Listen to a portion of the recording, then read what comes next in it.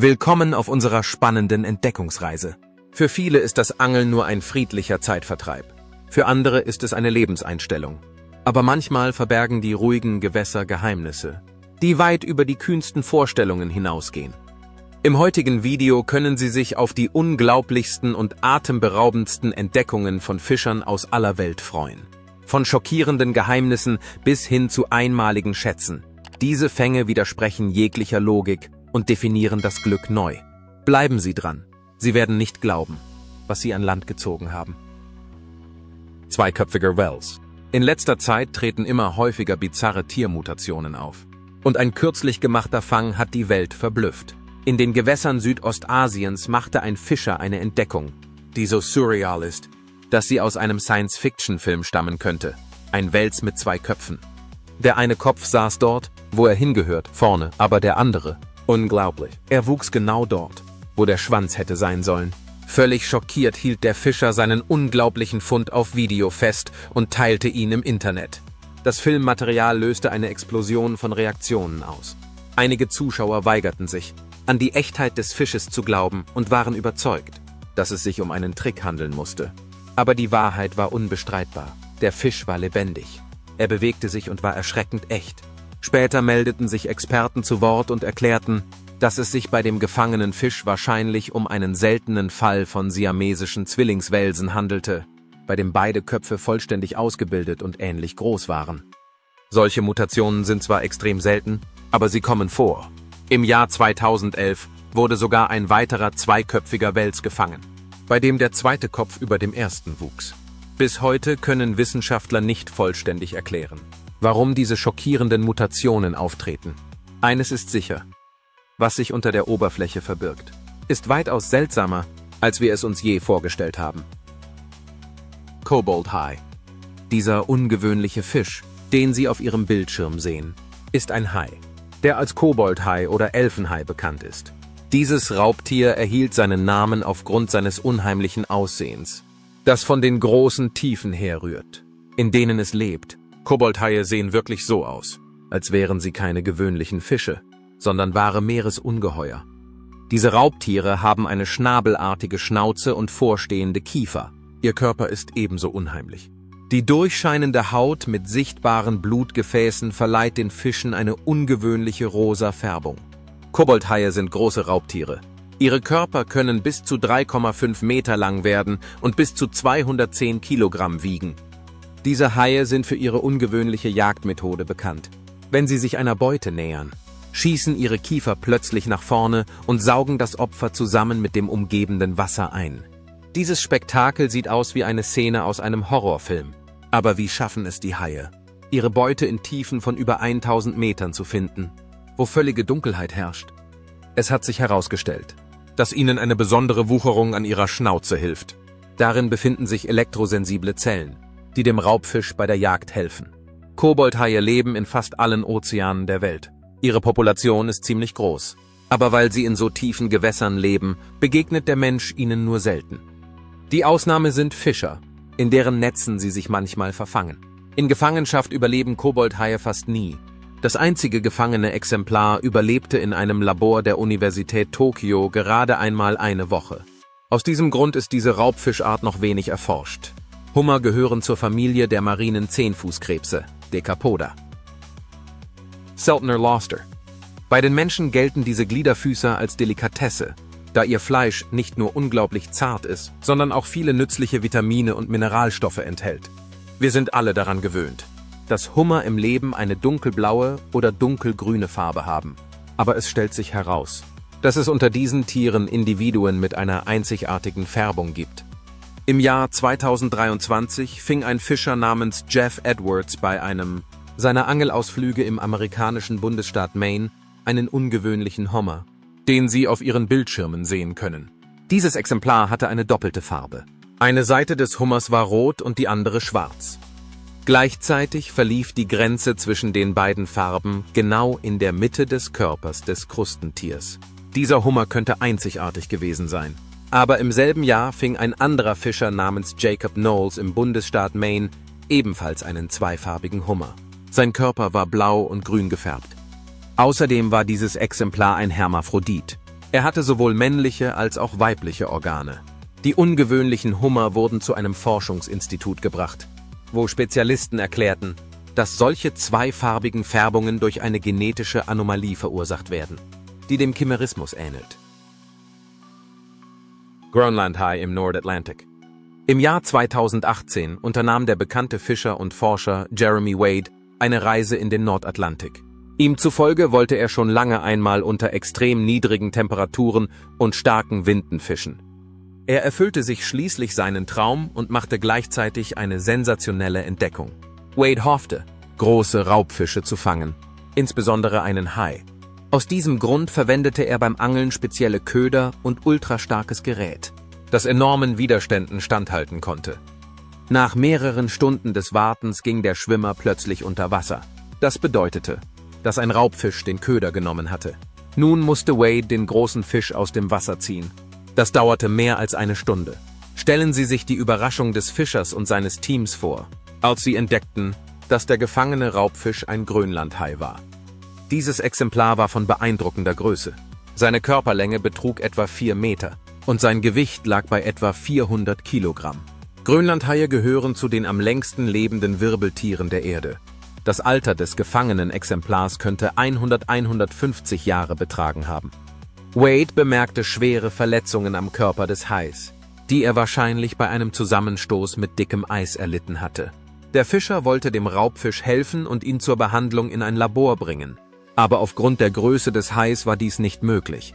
Daher wurde der Hai nach Vermessung, Fotografieren und Entnahme biologischer Proben wieder in den Ozean entlassen.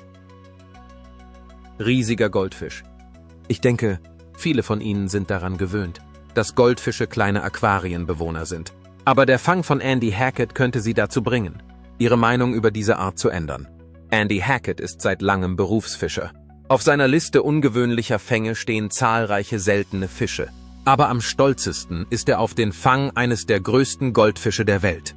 Andy hat seinen wertvollsten Fisch auf einem der Fischereigüter in der Champagne, Frankreich, gefangen. Dieser Goldfisch wog mehr als 39 Kilogramm. Das ist ein echter Rekord, denn das Durchschnittsgewicht dieser kollektiven Karpfenart liegt bei etwa 500 Gramm. Als Andy den riesigen Fisch fing, fiel ihm sofort seine leuchtend orange Farbe auf. Deshalb taufte ihn der Fischer auf den Namen Karotte. Bei der genauen Untersuchung des ungewöhnlichen Exemplars stellte sich heraus, dass es sich um eine Kreuzung aus einem Lederkarpfen und einem Koi-Karpfen handelt. Nach Schätzungen von Experten ist er etwa 20 Jahre alt. Höchstwahrscheinlich handelt es sich um eine der Jungfische, die in den späten 90er Jahren in diesem See ausgesetzt wurden. In späteren Interviews gab Andy zu, dass er schon immer von einem ungewöhnlichen Fang geträumt hatte, so dass er auf alle Schwierigkeiten beim Fischen vorbereitet war. Es ist erwähnenswert, dass es mehr als 20 Minuten dauerte, einen so großen Karpfen mit einer Angelrute zu fangen. Wenn Sie sich die ganze Zeit über das Schicksal von Karotte Sorgen gemacht haben, sollten Sie unbedingt wissen, dass der Fisch nach dem Fang und der Untersuchung wieder in den See zurückgesetzt wurde und seine Gesundheit nicht in Gefahr ist. Kolossaler Tintenfisch. Im Februar 2007 machten Fischer im Rossmeer in der Antarktis eine sensationelle Entdeckung. Es gelang ihnen, ein Exemplar eines kolossalen Tintenfisches zu fangen, der auch als antarktischer Riesenkalmar bekannt ist. Diese Art wurde erstmals 1925 im Magen eines gefangenen Pottwals entdeckt. Seitdem war es den Wissenschaftlern nicht mehr gelungen, ein lebendes Exemplar des Riesenkalmares zu fangen.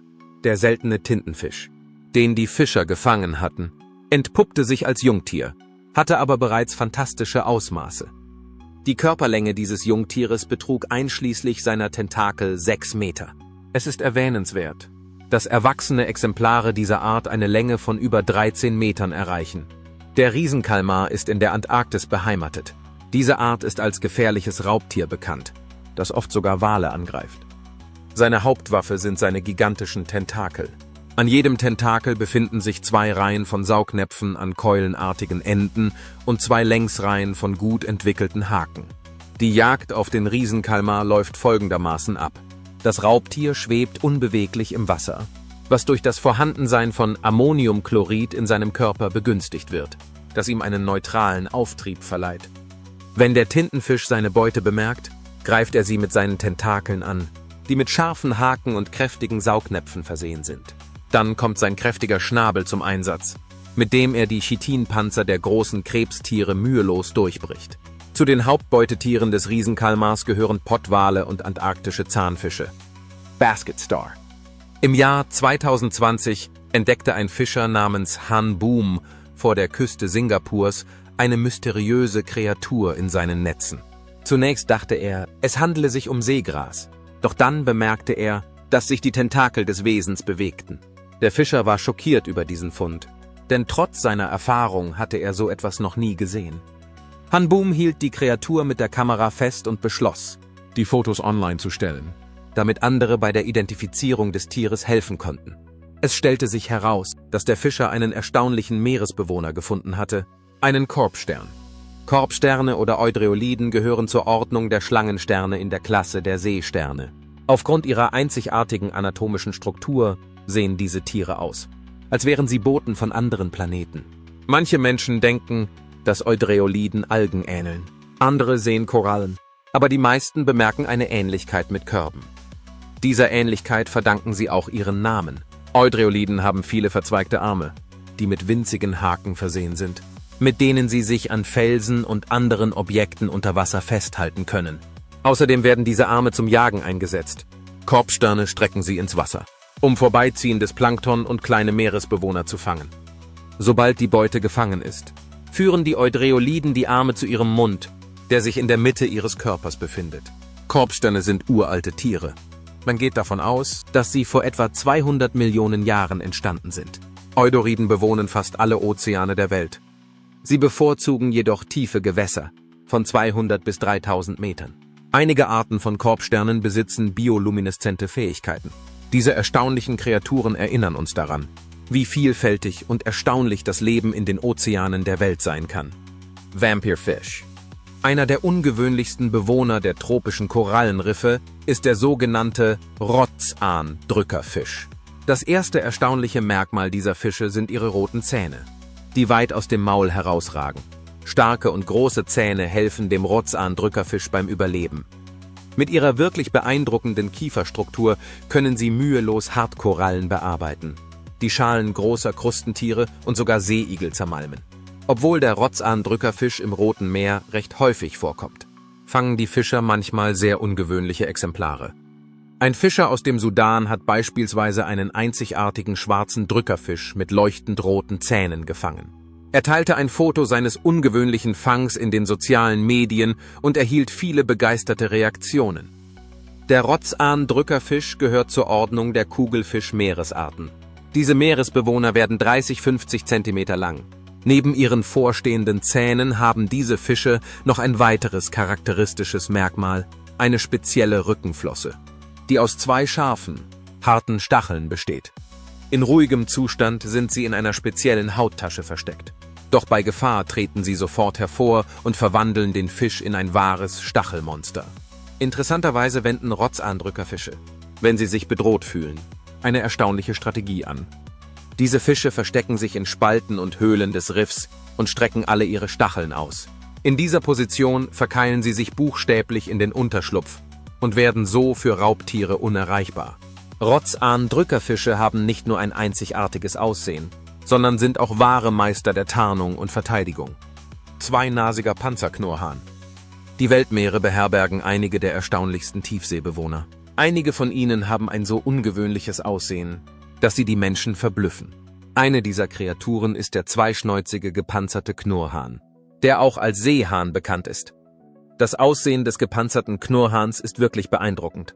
Ihr Körper hat eine achteckige Form, was für Fische sehr ungewöhnlich ist. Außerdem haben Knurrhähne einen merkwürdigen Kiefer, der nach vorne ragt und unter dem sich ein halbrundes Maul befindet. Und ihre Barteln verzweigen sich seltsam und bilden ein einzigartiges Muster. Ein weiteres erstaunliches Merkmal dieser Art ist ihr Schutzpanzer. Der Körper des Knurrhahns ist mit einem robusten Knochenpanzer bedeckt, der aus 8 Reihen von Schuppen besteht, die kammartige Rippen bilden. Diese Struktur bietet einen hervorragenden Schutz. Panzerknurrhähne sind kleine Fische. Sie erreichen eine Körperlänge von etwa 30 Zentimetern. Diese Fische leben in großen Tiefen an verschiedenen Orten, vom Mittelmeer bis zum südlichen Atlantik, einschließlich der Adria und sogar in den Gewässern vor der Küste Englands. Knurrhähne sind nur im Frühjahr, während der Laichzeit, in Küstennähe anzutreffen. Taschenlampenfisch. Bei Forschungsarbeiten in den tropischen Zonen der Weltmeere entdeckten Wissenschaftler einen sehr ungewöhnlichen Fisch, den sie Blitzlichtfisch nannten. Ihr einzigartiges Merkmal sind biolumineszente Bereiche um die Augen herum. Diese Fische sind klein und erreichen selten eine Körperlänge von mehr als 35 Zentimetern. Sie leben in den tiefen Gewässern des Ozeans. Und genau aus diesem Grund blieben sie lange Zeit unerforscht. Dank moderner Technologien konnten Wissenschaftler einige Informationen über die Lebensweise dieser erstaunlichen Fische gewinnen. Es hat sich herausgestellt, dass Blitzlichtfische nächtliche Raubtiere sind. Tagsüber liegen sie auf dem Grund und versuchen, unbemerkt zu bleiben. Und nachts gehen sie auf die Jagd. Ich denke, jeder von euch hat erraten, warum die Blinklichtfische am aktivsten sind, wenn es dunkel wird. Natürlich geht es dabei um ihre einzigartigen biolumineszenten Markierungen unter den Augen. Diese Bereiche enthalten freundliche Bakterien, die eine Biolumineszenz besitzen.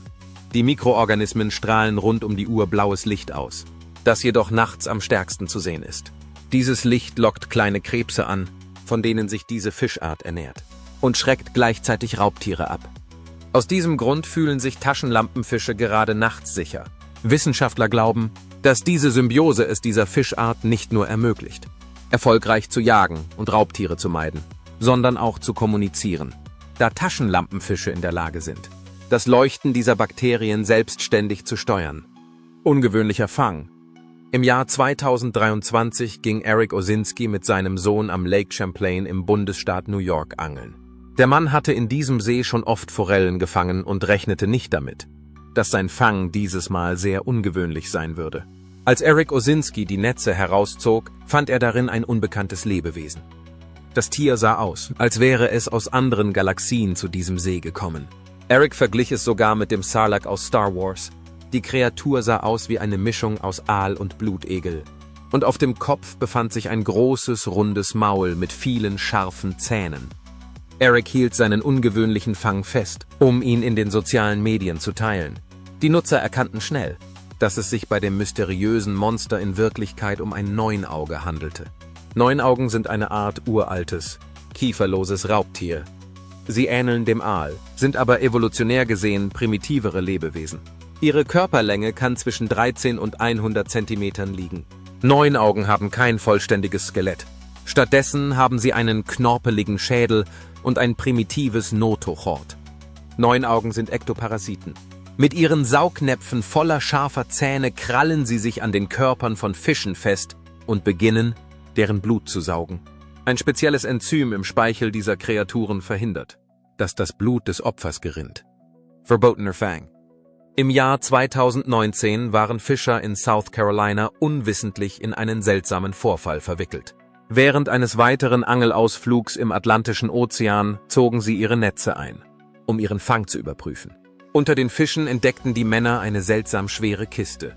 Einer der Fischer beschloss, das Öffnen der mysteriösen Kiste zu filmen. Es stellte sich heraus, dass dies eine gute Idee war. Als sie die Kiste öffneten, fanden die Fischer mehrere kleine Pakete darin.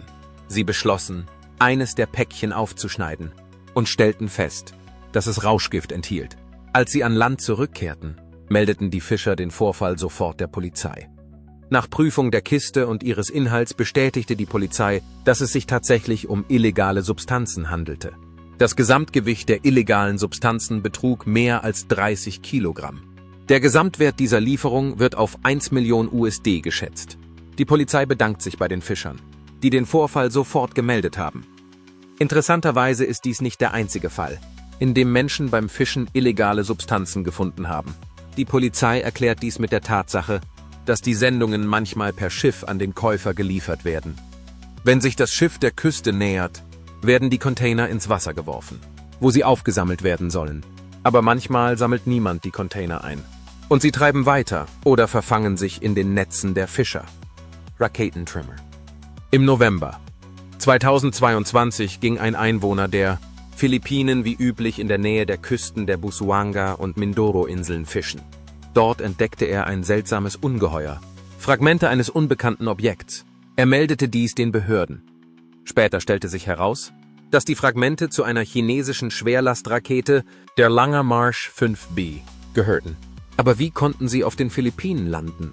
Ende Oktober 2022 fand ein weiterer Start der Langer Marsch 5B statt, bei dem das Mengtian-Labormodul in eine niedrige Erdumlaufbahn gebracht werden sollte. Nach der Lieferung des Moduls an die chinesische Orbitalstation begann die Raketenstufe einen unkontrollierten Abstieg aus der Umlaufbahn und stürzte in der Nähe der Inseln Busuanga und Mindoro ab. Dieser Vorfall wurde zu einer der meistdiskutierten Nachrichten der Welt, da der Absturz der Raketentrümmer die Sicherheit der Inselbewohner gefährdete.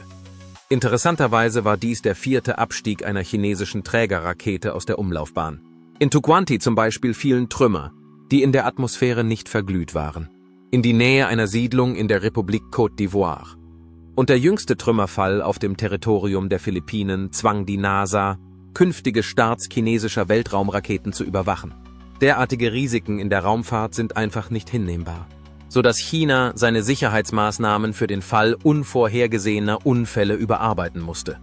Arapaima. Der Amazonas ist nach dem Nil der zweitlängste Fluss der Welt. Seine Gesamtlänge beträgt 6.400 Kilometer. In Dürreperioden schrumpft die maximale Breite des Amazonas auf 10 Kilometer, während sie bei lang anhaltenden Regenfällen auf 40 Kilometer ansteigt. Der Amazonas fließt durch 9 Länder. Dieser Fluss hat über 1100 Nebenflüsse und zeichnet sich durch eine unglaubliche Artenvielfalt aus.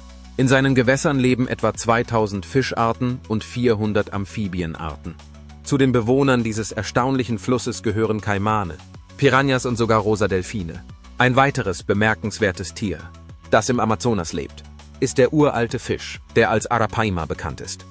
Im Jahr 2023 teilte ein brasilianischer Fischer seinen ungewöhnlichen Fang in den sozialen Medien. Diesem Mann gelang es, allein einen riesigen Arapaima-Fisch zu fangen.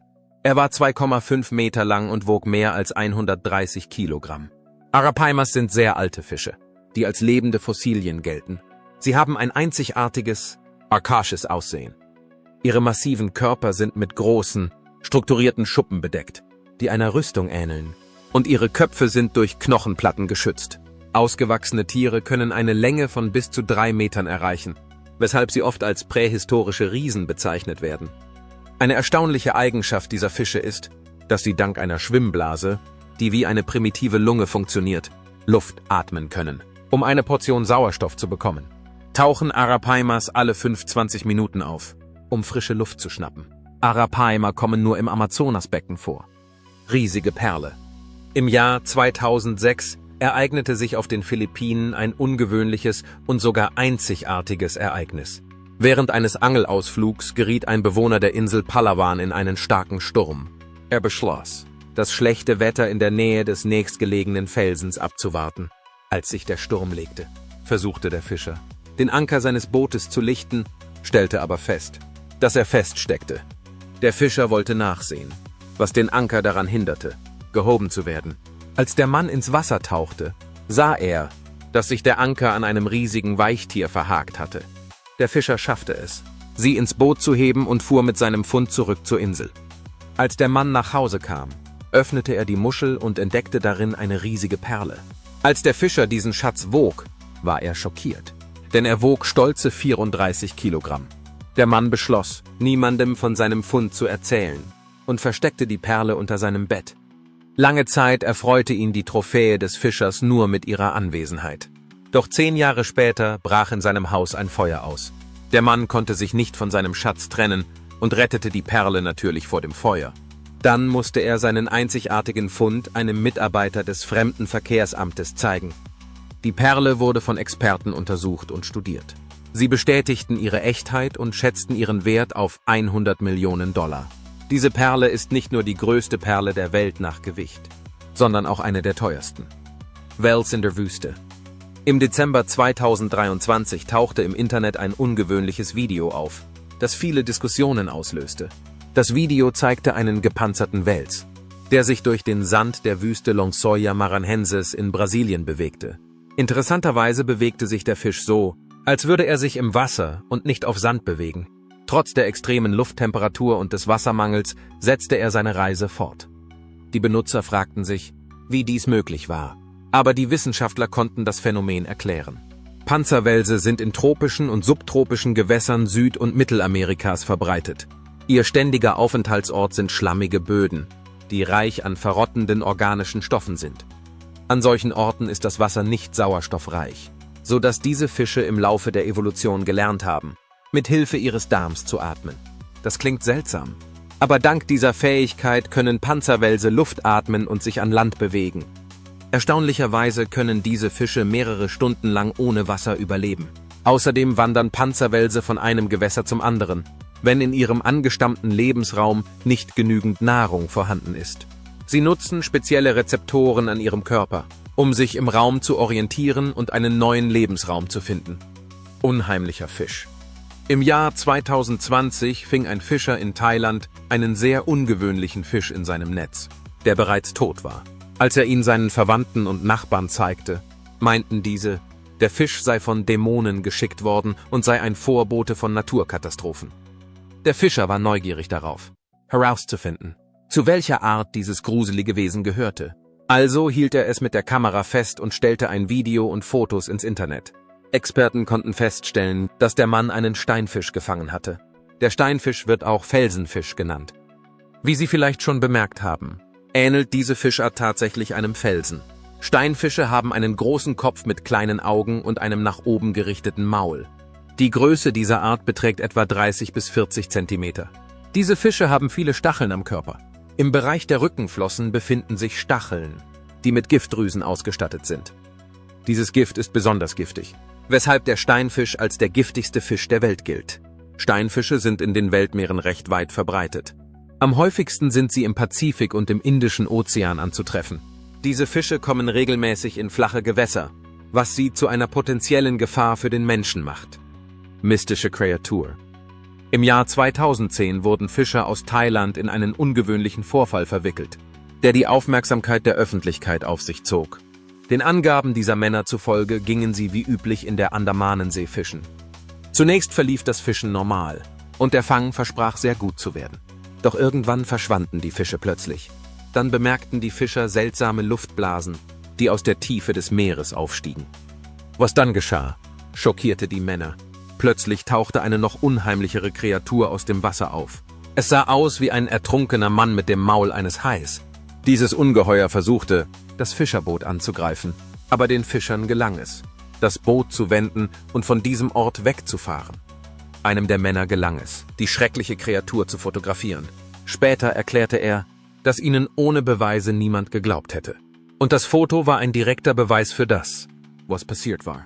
Als die Fischer das Foto im Internet veröffentlichten, glaubten die Nutzer jedoch immer noch nicht an den Wahrheitsgehalt der Geschichte. Geisterhaie. Im Jahr 2020 fingen Fischer aus Indonesien einen sehr ungewöhnlichen Fisch. Experten identifizierten ihn als Geisterhai.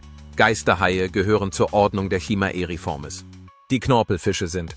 Sie leben im Pazifischen Ozean in Tiefen von 500 bis 2700 Metern, weshalb sie eine wenig erforschte Art bleiben. Geisterhaie, auch als langnasige Chimären bekannt, gehören zu den ältesten Fischen, die bis heute überlebt haben. Ein charakteristisches Merkmal dieser Fische ist ihr großer Kopf. Er nimmt mehr als ein Drittel der Gesamtlänge des Fisches ein. Trotz der Länge des Kopfes haben Chimären eine kurze Schnauze. Ein weiteres Erkennungsmerkmal der Geisterhaie sind ihre großen grünen Augen. Den Namen Geisterhai haben sie aufgrund ihrer ungewöhnlichen Fortbewegung erhalten.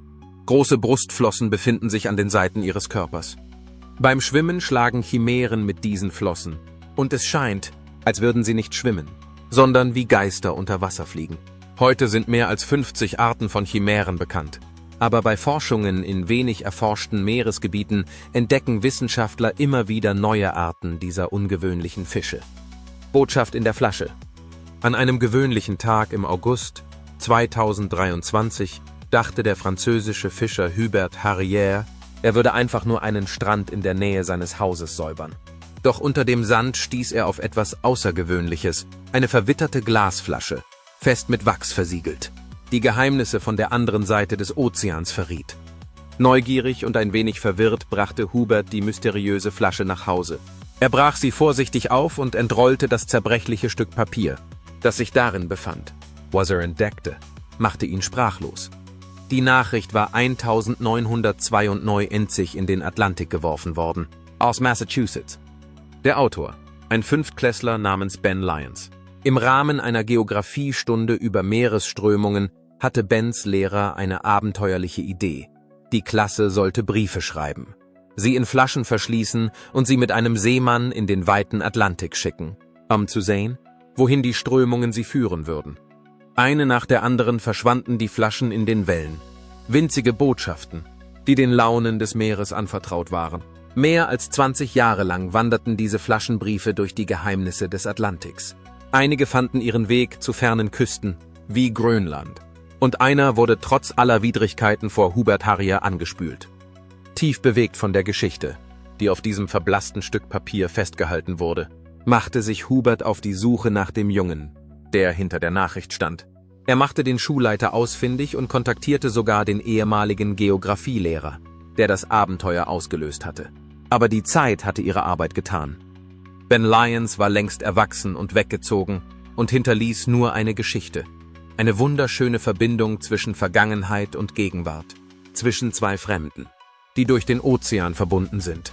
Es ist eine Erinnerung daran, dass die Wellen manchmal mehr als nur Wasser tragen. Sie tragen Träume, Geschichten und vergessene Erinnerungen, die darauf warten, von denen gefunden zu werden, die sich trauen, danach zu suchen. Wenn diese Geschichte Ihr Herz berührt hat, vergessen Sie nicht, das Video zu mögen, den Kanal zu abonnieren und die Benachrichtigungsglocke zu drücken. Eure Unterstützung bedeutet uns sehr viel. Danke fürs Zuschauen und bis zum nächsten Mal. Jage weiter den Geheimnissen um dich herum nach.